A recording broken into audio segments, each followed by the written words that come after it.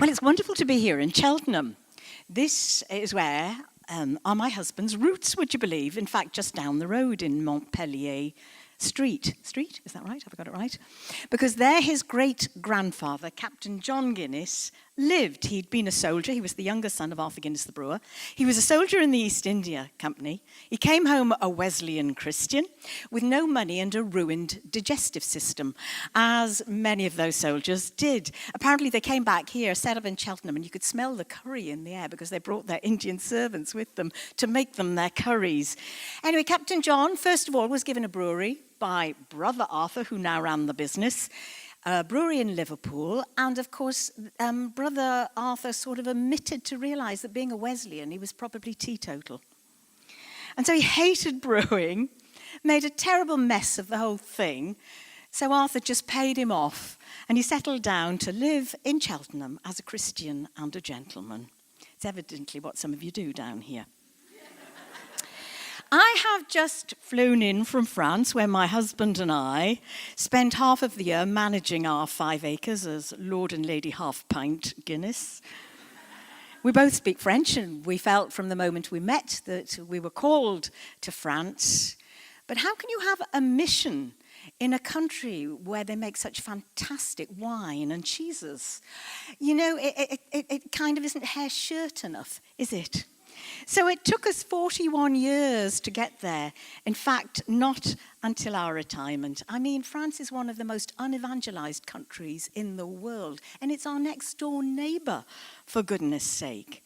I mean, you have to admit anyway that France is far too good for the French. I mean, why are they there at all? And that often is the British expat attitude. Have you noticed, by the way, that when Brits go abroad to live, they're expats. When anybody else goes abroad to live, they're immigrants. And actually living as somebody in a different country has taught me or challenged me enormously about my attitude towards people who come and live in our country. Because very often they appear ghettoized, but then the Brits are ghettoized in France. It's what you do if you don't think somebody speaks your language or they struggle with it. They have, so often, the Brits there, their own churches, they don't speak French, they live in cliques and they live in ghettos. And it's no wonder occasionally the French resent our invasion of their wonderful country. They also know that it's our pounds that have brought them, certainly renewed their villages. But when they do say that they resent us being there, I always say it's our revenge for 1066, actually. But retirement too in France or wherever is often a place to reflect on your life and what's left of it and wonder where it went.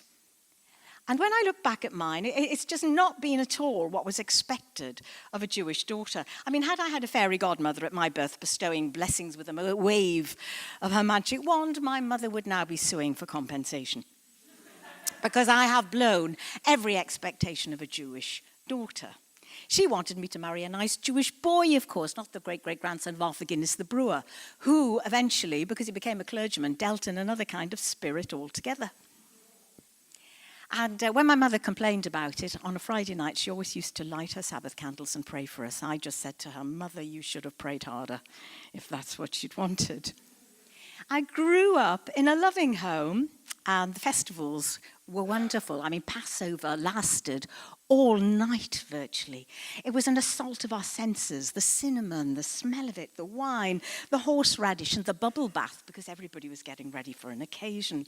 The glimmering silver, the candlelight, the bleached cloth. These were all sensations that are still so alive and so vivid for me today. The stories of our people, the sense of history and drama, that I belonged, I was a part of all of that, the escape from Egypt. It was as if we had actually been there. My grandfather used to say, "Oi, we had such a dreadful time." And I thought, my goodness, he remembers. My grandfather often used to fall asleep during the Passover service, which wasn't altogether easy because he was leading it. But it didn't really matter, you see, because for the Jews there's this total integration of the sacred and secular. So it was only when we'd had enough fun and jokes and so on, we wanted to get closer to having the food, that we bothered to wake him up. But despite all of that colour and life, You have heard it said, neurotics build castles in the air and psychotics live in them. My mother cleaned them. Sadly, she has, still alive, OCD, obsessional compulsive disorder, and it was to do with having an absolutely immaculate home, and I used to watch her straightening candles and candlesticks and pictures and think, there's got to be more to life than this. But if there is, where is it? Unfortunately, some friends of school got me reading the New Testament. I found a copy of the Bible on my parents' forbidden book shelves, along with Lady Chatterley's Lover, and I took them both back to my bedroom and read them by torchlight under the covers, because I shared a bedroom with my little sister.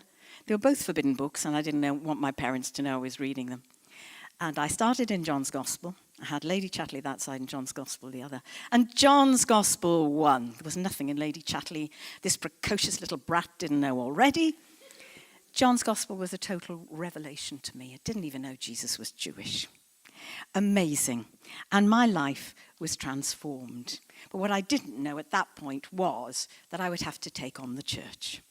It was dull. Oh, so dull. Try and think back, some of you who are here 40 years, sorry, some of you weren't even born. It's frightening, the thought of it. But for me, one of the things that struck me so forcibly was the loss of the Hebraic worldview of Jesus. That people had no idea where he came from, or how he looked at things, or how knowing even the basics about Judaism could open up the whole of the New Testament for them. And I used to get so frustrated. And you will find that this is a major theme in so much of my writing. What the Jews want to give to their children is an indescribable feel for a Jewish way of life. You can't give children your faith, but what you can do is make faith so exciting that no matter where they are or where they go in later life or how many years it takes, they will come back to it one day because it will be associated with their best memories. And I'm really going on from where Bob Hartman left off this morning in saying so. But what I've always felt we need to do is give to children in the church an indescribable feel for a Christian way of life. And do we do that? It should be fun, colourful, celebratory, joyous, rich with storytelling, symbolism, special foods.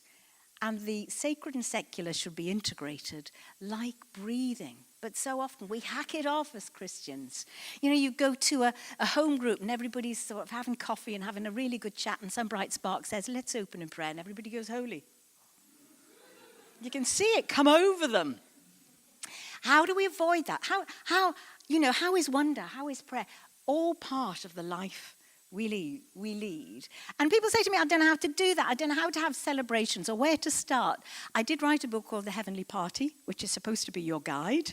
It's, I can't quite remember how much it is, but for that amount of money, you get my great-grandmother's secret Jewish cheesecake recipe. That's worth any amount of money, and the book comes free. So, I eventually, years after I'm baptized and so on, marry a clergyman who actually was a teacher at the time. I went home and I said to my father, Dad, but he is one of the Guiness family and there is a family tree and you'll be in it. And my dad said, great, did you have to pick a poor relative?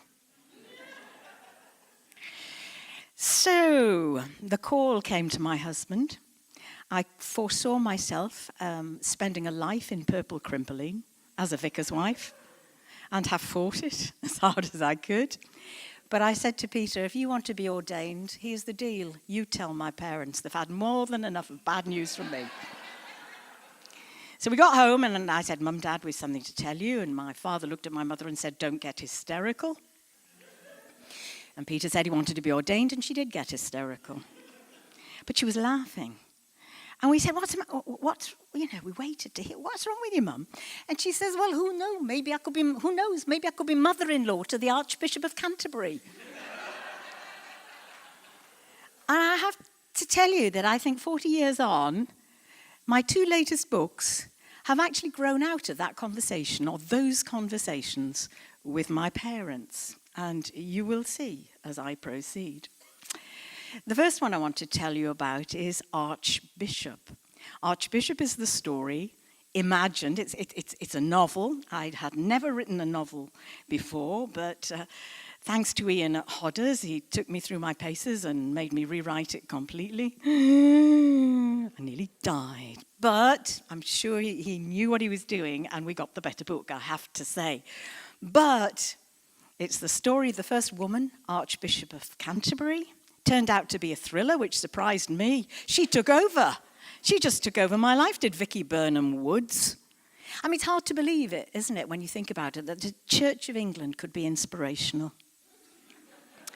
So why did I write about the first woman Archbishop of Canterbury? It's set in 2020, and when I started writing, it was about 10 years ago, and it's getting closer and closer, and I'm beginning to think that many of the things I foresaw, some of them have actually happened.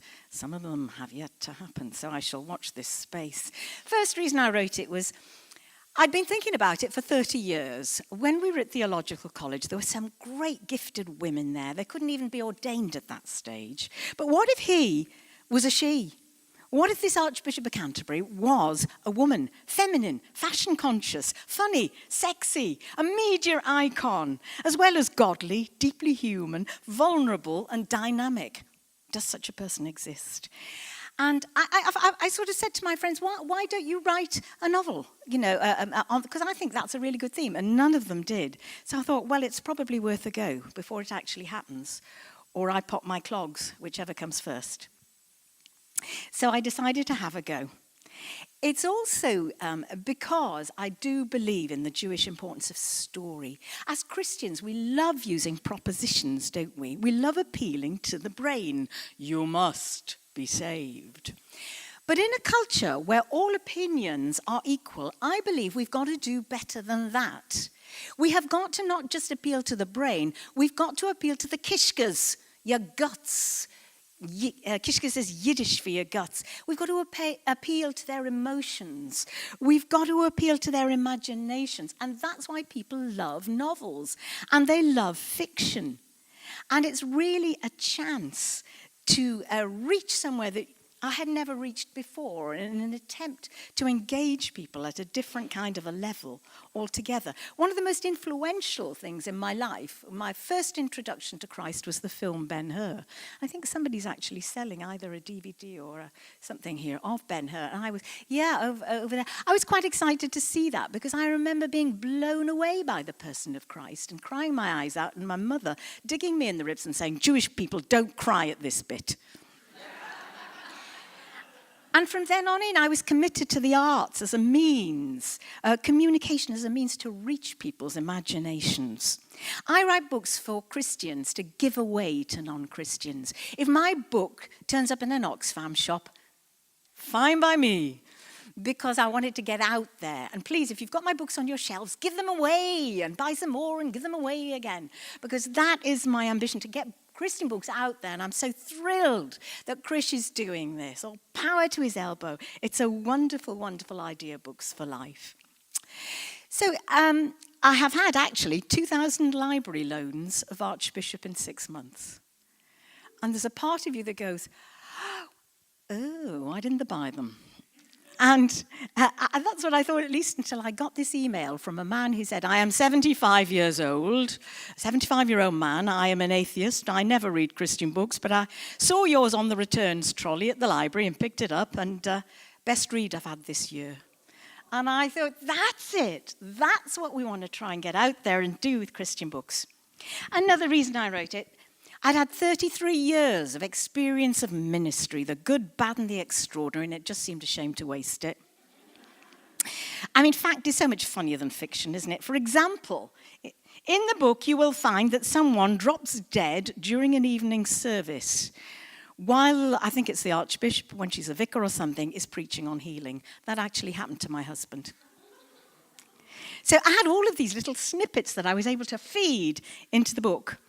I wanted to explore the impact of the insane pressure there is on church leaders at the moment. In a woman, in a role not filled by a woman before, in an institution that actually wasn't fully reconciled to it, where some still think that a woman's role of ministry is to take apple crumbles round to the sick. How do we ditch that fluffy image? How can we be tough without there being jibes that we're trying to become a man? It's still an issue for many women in the church today. How does it feel when your reputation is destroyed? Who needs weapons of mass destruction when we've got the press? The Daily Mail can do it all. I have worked for many years in PR in the NHS, and I tell you, I know what happens to the truth in many newspapers and how distorted it can be, but it informs opinions, and I wanted to look at what that does to a person. What has it done to Cliff Richard? How do we, though, on a lesser level, face unfair criticism? How do we disappoint people's expectations? Does our need to please others so control us that we cannot be the free spirits God wants us to be? Could this woman, Archbishop of Canterbury, remain a free spirit despite the role and the expectations? I think there's a part of me that has always remained objective as a Jew coming into the church, looking in from the outside. And I think it enables me to see what is authentic and what isn't in many ways. I mean, I've often sat in church and looked round and thought, if Jesus walked in now, would he know what this was? How authentic are we?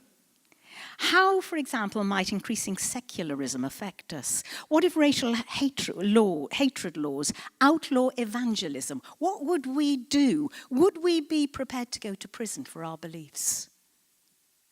And in a novel, it gave me a chance to explore what the future looked like, because I think the call to authenticity is what the prophetic ministry is all about. And it's when you have authentic voices like Pete Gregg's, there is an element of prophetic there. And we tend to say, well, where are the prophets? And I think it's those people who challenge us to an authentic lifestyle. And I wanted an archbishop who was prophetic like that and could challenge people to authenticity. And so I looked at not only what the future might hold, but what would be the church's role in that. It is a real time of crisis for us. Dwindling numbers, crumbling buildings, an aggressive secularist political agenda. Have we really faced that? And how might a national spiritual leader help us to do it? What sort of a person would she be? What would the costs be for her in terms of her marriage, her relationships, motherhood? Rowan Williams said the day he was asked to be Archbishop of Canterbury was the day the ceiling fell in. Shocking, isn't it, really? Could the church make a difference, a real difference? I wanted to explore that too. I mean, Archbishop is born of my experiences of the church, its idiosyncrasies, but also its great passion for justice, its great passion to the poor, to building community, to volunteering. Over 50% of volunteers in our country are Christians. We lived in the Medway in Kent, very poorest part, and I've seen grinding poverty close at hand. And I've seen the church at the forefront of care and been so admiring of so many in that congregation. But what might really happen if we took on some of these great powerful institutions, if we really challenged them? Who would be against us in government or those closer to home? And that's why it becomes a thriller, really. Who is going to shaft the Archbishop? Conspiracies in the Church of England, is it possible? What? I've seen well-meaning Christians caught up in the most appalling plotting in trying to get rid, usually of a leader. With the best of intentions, naive to think we'd be exempt from such dark forces, given our commission to change the world. We need to be on our guard. It's about authenticity again. What are the motivations of our heart? How big is our grace? How big is the grace of God in our lives for others? How, and this is the final thing I want to say about Archbishop, how do we live out our hope? I gave Vicky a guide. I wanted a theologian that would be a theologian for today, and I chose Jürgen Moltmann because I love one of the things he says. He says that every small act of justice, of love, of community that we do here in this earth is part of the kingdom of God and will have its place in all eternity. It is heralding the kingdom. Every small thing we do, we are bringing in the reign and the rule of Christ. And this is the vision that sustains Vicky when all else crashes around her. Vicky is not me. I wish she was in some ways. I wish I were more like her because she was an inspiration to me. I hope she is to you, or I've just wasted 2 years of my life. And then I just want to tell you briefly a little bit about Grace, which is my most recent book. I said that Captain John Guinness lived here, and he raised his eldest son, Henry Grattan Guinness, who became a legendary evangelist, rivaling Spurgeon in popularity. He was more handsome than Spurgeon, which is probably why his reputation didn't last. And when he was 68, he took for his second wife, Gracie as he called her, and she was 26. They had children when he was 70 and 72. He died at 74, probably of exhaustion. But the youngest of those children, Paul, was my father-in-law. And he one day said to me, if you're interested in my mother, I have got a caseload of letters and diaries up in the loft. I couldn't believe it. So he took me up there and I opened them. And it was like Pandora's box. It was, but positively so. It was magical. So I thought, I couldn't wait to get all these diaries and journals home and read them. But what did I do? I stuck them in my loft. Because I was working full time. I was a mother. I was writing books. I didn't have time for anything else. And then we retired. And I went up and I remembered that trunk in the loft because we were moving. And I got them out. And I sat there and I started looking at them. And I was enchanted. She was captivating, a remarkable woman, a rebel against the constraints of her narrow religious upbringing in a loving brethren home. Any folks here with a brethren background? Some of this may ring bells for you. Here she is. Let me just give you a quick quote. She's talking about the rapture when the brethren Christians believed that Jesus would appear and all the Christians would be whooshed up to heaven, out of the world. I once asked one of my aged relatives what would happen to her clothes as she rose into the skies, to which she replied, I expect, dear, that they will just fall to earth. Thereafter, I informed my mother that I rather fancied being raptured out of the bath, so that I would fly up naked, as on the day in which I was born. It was a reflection that left her visibly shaken. She was a rebel against the expectations put upon her, as I was, as a Jewish daughter. She was a rebel against the expectations of the church, as I was. She was unconventional in her choice of a husband, 40 years her senior. She was defiant of a society that frowned on a well-bred single mother going out to work. But what choice did she have to support her 2 boys? She was a businesswoman who ran her own hotel. She was an early feminist who believed in birth control and women's suffrage. She worked until she was in her 70s, read the Times every day, got through about 3 books a week, and could commentate eruditely, and I have to say extremely rudely at times, on politics, science, philosophy, theology, music, and literature. She lived through 5 monarchs, 2 world wars, the introduction of motor transport, electricity, telephone, and antibiotics. And we think we live in turbulent times. She became, at the end of her life, almost penniless, became a living-in companion in other people's homes, and then lived in a series of quite lonely bedsits when her boys left her and went to work abroad. But the wonderful thing about Grace is she never grumbles. She embraces whatever life throws at her. And one of her favorite poems that she quotes begins with the words, "Let me grow lovely, growing old." And that is evermore a challenge to me. In many ways, she was a very ordinary woman, at times vulnerable, frustrated, lonely, anxious, like most of us, just like most of us, really. And she had her wobbles, and she's very honest in these diaries about her wobbles, particularly when one of her sons is has gone missing during the war.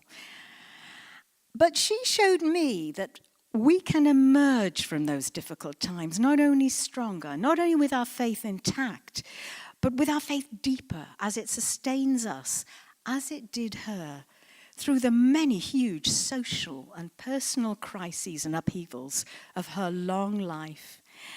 I believe Grace will make you laugh. I think she'll make you cry at times too, but I know she'll lift your heart as she has mine.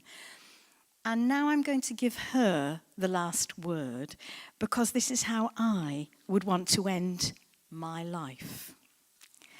She has a crisis in the family that upsets her enormously. And she says we get more upset for the problems that our children face even than the problems we have had to face ourselves. And she writes this on July the 11th, 1953. But this, I must say, in all life's experiences, both tragic or joyous, disheartening or sorrow-making, and even almost overwhelming anxieties, I have always found comfort, consolation, and relief when I turn to my Bible or prayer book, not opening them in a haphazard way, but simply reading the psalm or scriptures appointed for the day. So today's psalm might have been written with a view to all that's currently happening in my little family. The Lord sits above the water flood. The Lord remains king forever. The Lord shall give strength to his people. The Lord shall give his people the blessing of peace. I have also sent them this encouraging quote from Daphne du Maurier's Mary Ann, which I'm currently reading. Never be apprehensive, never dread the future. A hopeful heart wins 3/4 of the battle.